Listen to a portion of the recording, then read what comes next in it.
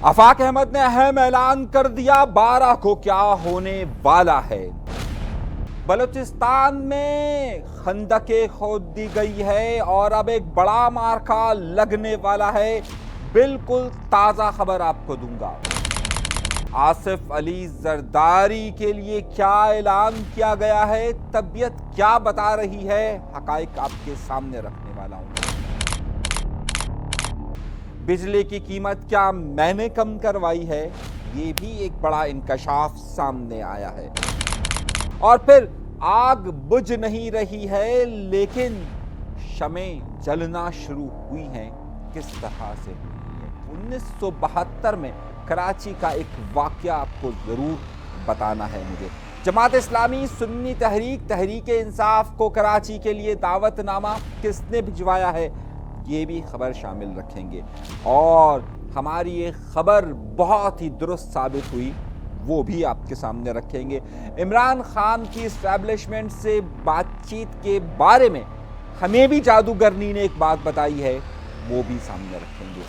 अल्ताफ हुसैन का मुकदमा 23 तारीख को क्या तैयारी हुई है, ये भी जानिएगा आप। इससे पहले कि मैं अपने प्रोग्राम का बाकायदा आगाज करूं, आज के प्रोग्राम में बहुत अहम खबरें देने वाला हूं। प्रोग्राम को आखिर तक देखिएगा। ताजा तरीन सूरत हाल और एक एक चीज की खबर, चाहे वो कराची शहर हो, चाहे इस्लामाबाद हो, चाहे कोयटा हो, इस वक्त क्या कुछ हो रहा है, ये सब हम आपके सामने रखने वाले हैं। तहलका अंगेज इंकशाफात सामने रखने वाला हूं। लेकिन उन सबसे पहले हमेशा दरख्वास्त करता हूं कि अगर आपने चैनल सब्सक्राइब नहीं किया तो सब्सक्राइब का बटन जरूर दबा दीजिएगा।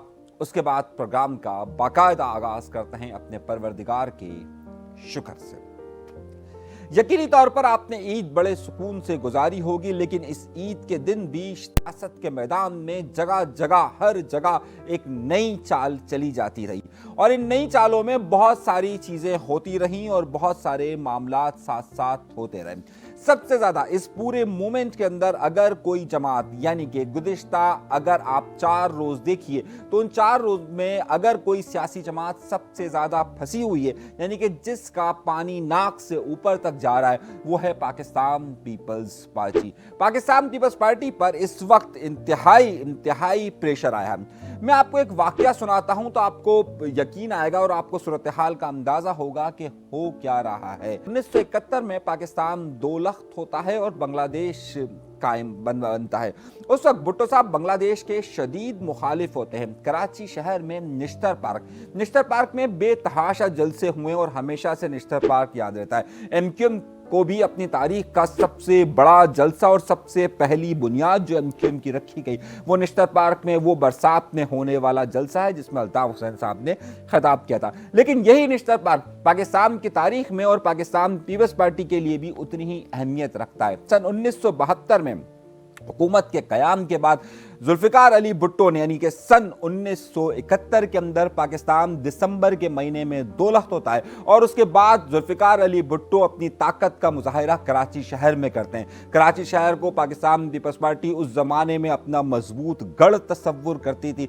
यहाँ के पंजाब से भी उसे बहुत ज़्यादा सीट्स मिली थी, लेकिन कराची शहर को वो अपना मजबूत गढ़ तस्वुर करती थी और कराची उस वक्त ज़ाहिर एक बुनियाद रखता था। तो उस वक्त निश्तर पार्क के अंदर जुल्फिकार अली भुट्टो ने खिताब करते हुए कहा और अवाम से पूछा कि क्या तुम्हें बांग्लादेश मंजूर है? अवाम ने कहा नहीं, नामंजूर। तो उन्होंने कहा कि अगर तुम्हें नामंजूर है तो मुझे भी नामंजूर, बांग्लादेश जाए जहन्नुम में।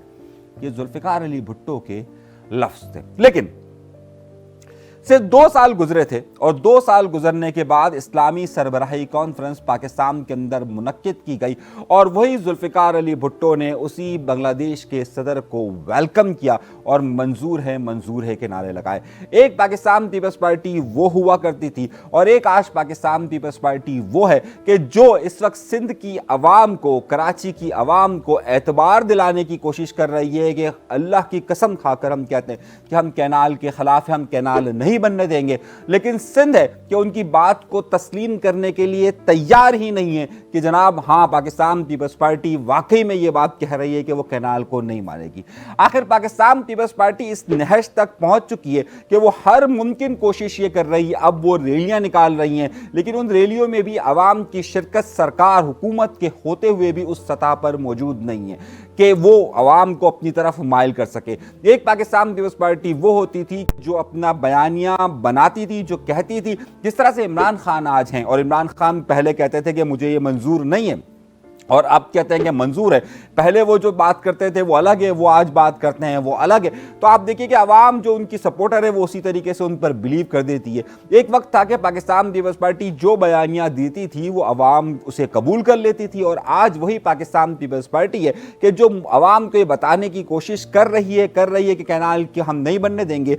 आज वजीर आला सिंध ने भी इस बारे में कहा कि कैनाल को पाकिस्तान पीपल्स पार्टी किसी सूरत में कबूल नहीं करेगी, और इसी का ताकत का मजहर बताने के लिए 4 तारीख को जुल्फिकार अली भुट्टो की बरसी के मौके पर गढ़ी खुदाबख्श में इन्होंने जलसे का अनाउंसमेंट किया। मगर मैं आपको एक बड़ी अहम और तारीखी बात बताना चाहता हूं, और खबर आपको वहीं से निकलेगी। गुज़िश्ता 5-6 साल आप देखिए, गढ़ी खुदाबख्श के अंदर जुल्फिकार अली भुट्टो की बरसी के मौके पर आपको कभी भी वहां पर इन सालों के अंदर कोई बड़ा इज्तिमा नहीं हुआ। लेकिन अब पाकिस्तान पीपल्स पार्टी क्यों कर रही है? इसकी वजह यह है कि पाकिस्तान पीपल्स पार्टी अब उस जगह पर आकर खड़ी हुई है कि जहां वो आवाम को यकीन दिला रही है, लेकिन कोई मानने के लिए तैयार नहीं है। यही सूरत हाल, और इसी की सूरत हाल में आसिफ अली ज़रदारी साहब की तबीयत इस वक्त इंतहाई नासाज है। मैंने आपको पिछले प्रोग्राम में भी कहा था कि मेरी रिपोर्ट के मुताबिक जो बहुत ज़्यादा ख़राब थी वो इस वक्त नहीं है, लेकिन ज़ाहिर है इंसान की तबीयत के बारे में और हालात के बारे में कोई कुछ नहीं बता सकता। इस वक्त बहरहाल उनकी तबीयत नॉर्मल है, बेहतर है। वो कंडीशन नहीं है कि जो 2 दिन पहले थी, अब वो सूरत हाल बेहतर है।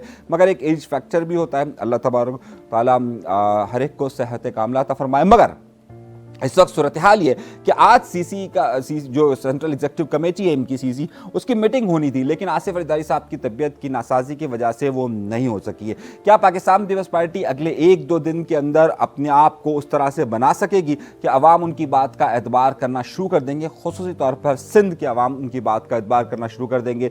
यही चैलेंज इस वक्त पाकिस्तान पीपल्स पार्टी को है, और इसी वजह से आज पाकिस्तान पीपल्स पार्टी की पंजाब की क़यादत ने भी कैनाल के हवाले से कई सवालात उठाए। मगर देखना ही है कि चाहे उनकी बहुत सारी मशल बरदार रैलियां हो या दीगर चीज़ें हो, वो हो के देती है कि नहीं देती। अब हमारे पास क्या इत्तलात हैं? आज ज़ाहिर है बहुत बड़ा ऐलान था। अब ज़रा मैं आपको खबर देने वाला हूँ, ज़रा गौर से सुनिएगा, समझिएगा और इस बात को ज़रा सा अहम नुक्ते पर लेकर आएगा। मैं आपको खबर देने वाला हूँ। खबर ये कि अब इस सारी सूरत हाल में आज वज़ीर आज़म शहबाज शरीफ साहब का एक अहम खिताब था, और उस वक्त इस मौजूदा हुकूमत को बज़ाहिर अवामी सतह पर, यानी अवाम की नज़र में सपोर्ट करने के लिए, सहारा देने के लिए पाकिस्तान पीपल्स पार्टी मौजूद है। मैं बज़ाहिर इसलिए कह रहा हूँ, लेकिन आपको मालूम है कि सबको मालूम है कि पसे पर्दा कौन लोग हैं और किस तरीके से ये हुकूमत कायम है, ये मुझसे बेहतर आप लोग जानते हैं। लेकिन इस सारी सूरत हाल में जब वज़ीर आज़म को खिताब करना था, तो उस खिताब में एक अहम नुक्ता ये था कि उन्होंने बिजली के बारे में तो गुफ्तगू की, मगर पाकिस्तान पीपल्स पार्टी ये तवक्को कर रही थी कि उन्हें इस वबाल से बचाने के लिए शहबाज शरीफ ये भी बात कहें कि जनाब कैनाल हम सिंध की मंजूरी के बगैर नहीं बनाएंगे। ये उन्होंने नहीं किया। अब क्यों नहीं किया, किस लिए नहीं किया, क्या उनको करना चाहिए था, नहीं करना चाहिए था, क्या पाकिस्तान पीपल्स पार्टी ने राब्ता किया, नहीं किया? इस हवाले से एक मारूफ सहाफ़ी हैं मुनीफ फारूक साहब, किसी तारुफ के मोहताज नहीं है। उनकी ये खबर है, उस खबर के ज़रिए मैं आपको अगली खबर देने वाला हूँ। उनकी ये खबर है कि जनाब उनको ये पता चला है कि पाकिस्तान पीपल्स पार्टी को ये बात मालूम है कि जो कैनाल का इशू है ये दरहकीकत शहबाज शरीफ से भी बाला का काम है। यानी कि इस वक्त ज़ाहिर ये तस्वुर किया जा रहा है कि पाकिस्तान के मुख्तदरा हलकों का ये प्रोजेक्ट है, और बकौल मुनीफ फारूक के अब तक पाकिस्तान पीपल्स पार्टी ने शहबाज हुकूमत से तो गिला कर रही है, लेकिन असल उस जगह पर जाकर उन्होंने कोई गुफ्तगू नहीं की, और ना ही शहबाज शरीफ साहब को उस जगह से ये इंस्ट्रक्शंस आई है कि जनाब कैनाल नहीं बनेगी। सो कैनाल का मामला फंसा हुआ है। इसी प्रेशर को देखते हुए, इसी प्रेशर में रहते हुए अब पाकिस्तान पीपल्स पार्टी को क्या हुकूमत गिरा देगी और कहेगी हुकूमत हम को सहारा नहीं देंगे? ये मुमकिनात में से नहीं है। खबर मेरे पास यह है कि पाकिस्तान पीपल्स पार्टी दबाव को ज़रूर जनरेट करेगी, और आसिफ अली ज़रदारी साहब की जो तबीयत ख़राब है वो वहाँ रहेंगे, क्योंकि आसिफ अली ज़रदारी साहब मफाहमत के सबसे बड़े अलमदार तस्वुर कहते हैं कि जिन्होंने इन सब के साथ या जहां पर उनकी बातचीत हुई है उससे। तो अब ये जो है यहाँ पर बिलाल भुट्टो ज़रदारी साहब प्रेशर डेवलप करेंगे और आसिफ अली ज़रदारी साहब क्योंकि बीच में नहीं आएंगे या नहीं आ सकते, नहीं आएंगे का लफ्ज़ भी कुछ लोग इस्तेमाल कर रहे हैं और कुछ लोग कह रहे हैं नहीं आ सकते, नहीं आएंगे ताकि क्योंकि उनकी तबीयत खराब का एक बहाना होगा, तो उसमें बिलाल भुट्टो ज़रदारी साहब प्रेशर ज़रूर डेवलप करेंगे। लेकिन मेरी खबर इतला बिल्कुल कंफर्म जादूगर नहीं दे रही है कि उस जगह पर कुछ जगहों पर यह बात ज़रूर हुई है कि पाकिस्तान पीपल्स पार्टी हुकूमत को गिराने की तरफ नहीं जाएगी। ये अभी तक की इतलात हैं, अगले 2-3 दिनों के अंदर क्या और बड़ी तब्दीली होती है देख लीजिएगा। ना ही वो हुकूमत को हटाएगी, ये बात कंफर्म मैं आपको खबर दे रहा हूँ कि वो इस हद तक नहीं जाएगी। अब हुकूमत गिराने का सबसे बड़ा मौका कौन सा होगा कि जब अदम एतमाद हो, कि जब बजट की मंजूरी हो। जब बजट की मंजूरी का मामला आएगा तो उस वक्त अगर इन्हें बजट के लिए वोट नहीं मिलता तो ये हुकूमत गिर सकती है, लेकिन बजट के लिए वोट होगा और बजट के लिए वोट दिया जाएगा, ये उसी वक्त की बात है। ये मैं अब तक की आपको सूरत हाल बता रहा हूं, जो आपको बड़ी खबर दे रहा हूं। सो अगर कोई ये तस्वुर कर रहा है कि कैनाल वाले मामला में कुछ ये मामला हो जाएगा, तो ऐसा नहीं होगा। अलबत्ता एक बड़ी खबर इसके साथ ये जुड़ी हुई है कि जुल्फ़िकार जूनियर यानी कि जो पाकिस्तान पीपल्स पार्टी शहीद भुट्टो ग्रुप के इस वक्त आप सरबराह कह सकते हैं, इस वक्त उन्होंने बड़ा एक अहम ऐलान किया है। उन्होंने कहा कि जिस वक्त जुल्फ़िकार अली भुट्टो की बरसी का ये इवेंट मना रहे होंगे, एन उसी वक्त शहीद भुट्टो ग्रुप भी यानी कि जुल्फ़िकार जूनियर भी पाकिस्तान पीपल्स पार्टी शहीद भुट्टो ग्रुप का प्रोग्राम वहां हो रहा होगा। तो दो तरह के क्लैशेस इस वक्त सामने आ रहे हैं। अब तक की जो जुल्फ़िकार जूनियर उसको ऑपरेट नहीं कर रहे थे, शहीद भुट्टो ग्रुप इतना एक्टिव नहीं था, लेकिन अब एक्टिव है। तो मेन गड़ी खुदा बख्श के अंदर, लाड़काना के अंदर ही ये मामलात होंगे कि एक तरफ पाकिस्तान पीपल्स पार्टी अपना इवेंट कर रही होगी, दूसरी तरफ जुल्फ़िकार जूनियर अपना इवेंट कर रहे होंगे, और तीसरी तरफ ये होगा कि कौम परस्त जमातें उस वक्त सड़कों को ब्लॉक करेगी। तो अब कल का दिन या आज यानी कल जब आप हो सकता है कि प्रोग्राम देख रहे हो, उस वक्त 4 तारीख लग चुकी होगी और ये मार्का यकीनी तौर पर सरगर्म होगा। तो अब होगा क्या उसके बाद बताता हूं मैं, लेकिन आगे की खबर सुनिए। इससे पहले कि मैं आपको बलूचिस्तान की खबर दूं, बलूचिस्तान में क्या हुआ है, और वहां पर मेरी बहुत सारे सहाफ़ियों से गुफ्तगू हुई है और बहुत सारे लोगों से गुफ्तगू हुई है कि इस वक्त कोयटा की सूरत हाल क्या है। बिल्कुल आपको रिसेंट वाक़यात बताऊंगा कि क्या हुआ है, मगर उससे पहले एक और अहम बात को सुनते हैं। अफाक अहमद साहब, जिसके मुतालिक 12 अप्रैल के हवाले से एक बड़े शो की बात कही जा रही थी कि हर एक इस वक्त कराची शहर में, सिंध के शहरी इलाकों के अंदर ये पूछ रहा है कि 12 अप्रैल को क्या होगा। अफाक अहमद साहब ने आज इस बात का ऐलान किया है कि 2 बड़ी बातों के। सबसे पहली बात, मेरी एक खबर की तस्दीक हुई है। मैंने आपसे कहा था कि ऑल पार्टीज कॉन्फ्रेंस के लिए, जो कि इस वक्त गवर्नर हाउस की बात कही जा रही है, उसके लिए अफाक अहमद साहब से या जमात इस्लामी से कोई रब्ता नहीं हुआ। ये मैंने आपको कल भी खबर दी थी, परसों भी खबर दी थी, आज मेरी इस खबर की तस्दीक हुई है और उस पर आफाक अहमद साहब ने कहा है कि जनाब हमारा उनसे कोई वास्ता नहीं, कोई राब्ता नहीं हुआ है। दूसरी, उन्होंने आज अपनी प्रेस कॉन्फ्रेंस के अंदर इस बात तो कहा है। दूसरी तरफ जमात इस्लामी भी ये कह रही है कि कोई राब्ता नहीं हुआ। तो एक तो हमारी इस खबर की तस्दीक हुई है कि ऐसा कोई भी मामला नहीं हो रहा है। और अब हुआ यह कि उन्होंने बाकायदा पावर शो का ऐलान किया। इस पावर शो के लिए उन्होंने कहा है कि हमने सिर्फ सफ़ेद झंडा डंपर से, क्योंकि सिर्फ महाजिर ही नहीं जहां बाक हो रहे बल्कि तमाम लोग जहां बाक हो रहे हैं, इसलिए हमने कहा है कि सफ़ेद झंडे के तहत तमाम कौमों के लोग वहां पर आ जाए। इस हवाले से इन्होंने बाकायदा सुन्नी तहरीक, जमात इस्लामी, मरकजी मुस्लिम लीग और तहरीक इंसाफ सबको ये बात कही है कि जनाब आपके लोग भी इसमें शामिल हों। और ये बात कही जा रही है कि आफाक अहमद साहब के हो सकता है कि वफूद इन जमातों से मुलाकात करें। 12 तारीख को मेन शो ये लोग करेंगे शहर के मुख्तलिफ इलाकों से। मैं आपको प्लान बताता हूँ। शहर के मुख्तलिफ इलाकों से मुख्तलिफ रैलियाँ निकल कर एक सेंटर पॉइंट पर आएगी और वो कराची का मेन हो सकता है कि मज़ार-ए-कायद या दीगर जगहों। लेकिन प्लान में आपको अभी से बता देता हूं कि इतलात ये हैं कि मुख्तलिफ जगहों से ये रैलियां आएंगी। उसके लिए इन्होंने तकरीबन शहर के हर डिस्ट्रिक्ट और हर टाउन से मुख्तलिफ लोगों की कमेटियां डेवलप की हैं कि जो यहाँ पर लेकर आएगी। अब देखना यह कि इसमें दीगर सियासी जमातें शामिल होती हैं या नहीं होती हैं, लेकिन इन सियासी जमातों से बाकायदा इनके वफूद जाकर मिलने वाले हैं और एक बड़े शो की तैयारी कर रहे हैं। अब इसमें अगली खबर जो एक रह गई है कि अल्ताफ हुसैन साहब की तैयारियां क्या हो रही हैं, उस पर मैं बाद में आता हूं, लेकिन उससे पहले बलूचिस्तान पर आ जाता हूं। बलूचिस्तान में हमने राब्ता किया था तमाम जो वहाँ के बड़े सहाफ़ी हैं। मैंने मस्तूंग में बात की, मैंने बलूचिस्तान कोयटा में बात की, मैंने खुजदार में बात की, और जो लोग इस वक्त उस धरने के अंदर मौजूद हैं, जो कोयटा के बाहर यानी कि वहाँ पर मौजूद हैं, उससे 30 किलोमीटर के फासले पर। मैं जब ये प्रोग्राम रिकॉर्ड करवा रहा हूँ, अभी तक इस बारे में कोई अनाउंसमेंट नहीं हुआ। अब मैं आपको एक बड़ी खबर दे रहा हूँ, ज़रा सुनिएगा।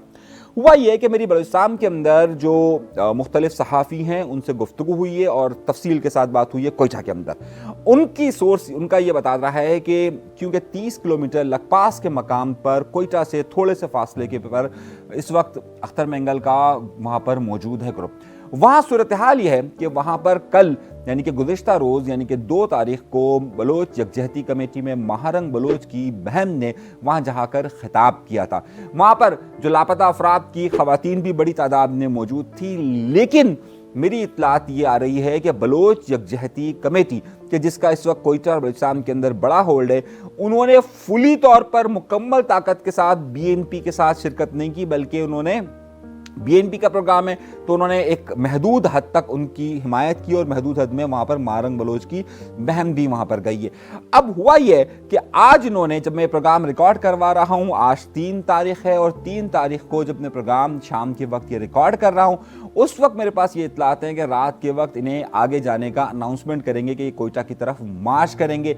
मगर इस अनाउंसमेंट से पहले जो मुज़ाकराती कमेटी का प्रोग्राम नाकाम हुआ है, तो 2 तारीख की रात से, जब मैं 3 तारीख को रिकॉर्ड कर रहा हूँ, 2 तारीख की रात से कोयटा के अंदर दाखिल होने के जो कच्चे रास्ते थे, उन तमाम कच्चे रास्तों को खंदकें खोदकर बंद कर दिया गया है, जहां से अब मोटरसाइकिल भी दाखिल नहीं हो सकती है। सो कोयटा का मुकम्मल तौर पर रास्ता बंद कर दिया गया है। कोयटा के अंदर इस वक्त इंटरनेट फैसिलिटीज अवेलेबल नहीं है। अलबत्ता जो वाईफाई सिस्टम आपका होता है, यानी कि अगर PTCL का दीगर के केबल के सिस्टम के जरिए आपके पास अगर आ रहा है तो वहां पर आपका नेट काम कर रहा है, अदरवाइज वहां पर नेट काम नहीं कर रहा है। दूसरी बड़ी इत्तलात मेरे पास ये है कि मस्तूम उसके साथ जो मौजूद है, वहां पर भी इंटरनेट फैसिलिटीज इस वक्त काम नहीं कर रही है। वहां के जो सहाफ़ियों से भी मेरी गुफ्तगू हुई है, वहां पर सूरत हाल ये। अब होगा क्या? अब सूरत हाल ये कि महारंग बलोच के हवाले से, अगर उनकी रिहाई के हवाले से यहाँ पर नेगोशिएट हो जाता तो बात समझ में आती थी, लेकिन अब अंदर घुसने के लिए लकपास के यहाँ से इन्हें कोई भी रास्ता नहीं दिया जाएगा कि ये अंदर घुस सके, और यहाँ पर तसादुम नागुज़ीर है। नागुज़ीर का मतलब ये समझिए कि यहाँ पर लाजमी तौर पर तसादुम होगा। अगर आज अख्तर मेंगल साहब अनाउंसमेंट करते हैं, हो सकता है आप जब प्रोग्राम देख रहे हो तो उस वक्त तक ये सूरत हाल हो। सो मेरी इत्तलात के मुताबिक मुज़ाकरात एक तरफ नाकाम हो चुके हैं, हुकूमत ने मुकम्मल तैयारी कर ली है कि इन्हें दाखिल नहीं होने देना, और तीसरी तरफ अख्तर मेंगल साहब मुकम्मल तौर पर तैयार हैं कि वो अंदर दाखिल होने की कोशिश करेंगे कोयटा के अंदर। ये दाखिला ये एक आध दिन पहले भी कर सकते थे, लेकिन अब क्योंकि नहीं हुआ एक तरफ, और दूसरी तरफ बुगटी कबीले के एक अहम सरदार को भी इसके साथ कनेक्ट होना था, लेकिन वो अभी तक कनेक्ट नहीं हुए। शायद कल या परसों वो तारीख देंगे इनके साथ कनेक्ट होने की, और जिसके बाद वो भी अपने लोग लेकर वहां पर दाखिल होंगे। तो ये सूरत हाल इस वक्त कोयटा की, बलूचिस्तान की सूरत हाल है कि वहाँ पर ये क्या मामलात हो रहे हैं और किस तरीके से हो रहे हैं। एक और ख़बर ये थी कि फरहान मलिक साहब के, अब जब हमारे यहाँ अदालतें खुलती हैं तो हर तरह से खुलती हैं, तो फरहान मलिक साहब को ईद के दिन वहाँ पर पेश किया गया, और उनका फिर जो है वो उन्हें जुडिशल कर दिया गया, JC उनको कर दिए गए। आज उनकी ज़मानत की दरख्वास्त डाली गई थी, दरख्वास्त ज़मानत उनकी मुस्तरद कर दी गई है। अब 5 तारीख को उन्हें अदालत में दोबारा से पेश किया जाएगा, और पेश करने के बाद देखना है कि अब वहाँ पर मामलात क्या होते हैं। आखिरी खबर, इसके साथ बहुत सारी क्योंकि खबरें, आखिरी खबर ये कि अल्ताफ हुसैन साहब के हवाले से इत्तलात हमारे पास ये मिल रही हैं कि 23 तारीख को उनके मुकदमे की समाअत है, और मुकदमे की यानी जो उन पर तकारीर पर पाबंदी सितंबर 2015 में लगी थी। ये 22 अगस्त 2016 वाली तकरीर नहीं, कि जब इन पर तकरीर पर पाबंदी लगी थी, तो उसके लिए बाकायदा तैयारियां शुरू हो चुकी हैं, और कुछ लोगों के नाम फाइनलाइज हुए हैं कि जिन्हें वहां पर जाकर अल्ताफ हुसैन साहब का मुकदमा वो सुनेंगे। इतलात हमारे पास ये आ रही हैं कि कराची से भी 1-2 लोग जा रहे हैं कि जिनके बारे में हमारे पास इतलात आ रही हैं कि जो बाकायदा उस मुकदमे में बनेंगे। इसकी मज़ीद तफसीलात जो है वो मैं आपको बताऊंगा, लेकिन मैं अभी आपको फ़िलहाल बता रहा हूँ कि कराची से कम 2 लोग ऐसे मेरी बात हुई है कि जिनके मुताल्लिक इतलात ये आ रही हैं, कि बल्कि उनसे खुद ही मेरी बात हुई है कि जो शायद हो सकता है कि मुकदमे की समाअत के लिए जाएँ। ये कौन लोग हैं, इसके बारे में तफसीलात मैं आपको अगले प्रोग्राम के अंदर ज़रा बताऊँगा, क्योंकि अभी थोड़ा सा और ख़बर को आगे चलने दीजिए। लेकिन ये कन्फर्म है कि 2 लोग हैं, उसमें से एक साहब वही हैं कि जिन्होंने एक दरख्वास्त कुछ दिनों पहले दी थी वहाँ पर लाहौर हाई कोर्ट के अंदर, वो साहब भी इसमें शामिल हैं, और एक और साहब भी इसमें शामिल हैं। तो ये 2 बातें हैं। बिजली की कीमतों में कमी का ऐलान ज़रूर हुआ है, लेकिन क्या ये बिजली की कीमतों में कमी इससे ज़्यादा मुकर्रर थी? लेकिन सब ने क्रेडिट लेना शुरू कर दिया है। मैंने सुना कि मुस्तफ़ा कमाल साहब की तरफ से भी कहा कहीं किसी जगह पर हुआ है कि जनाब हमने बिजली की कीमत कम करवाई है, जमात इस्लामी कह रही है हमने करवाई है। दर हकीकत भाई जिसने करवाई है उसके बारे में सब जानते किसने करवाई है, तो हम खैर ठीक है, तो अब उनकी एक पॉलिसी के तहत ये सारे मामला चल रहे हैं, बाकी और किसी का इसमें कोई किरदार सामने नहीं आ रहा। अभी तक के लिए इतनी, मजीद अपडेट्स हम आपको देते रहेंगे। खबरों को ज़रूर देखते रहिए और चैनल अगर सब्सक्राइब नहीं किया तो सब्सक्राइब का बटन ज़रूर दबाइए। इजाज़त दीजिए, बुलाने के बाद। तो यार 4 बजे से बैठा हुआ हूँ।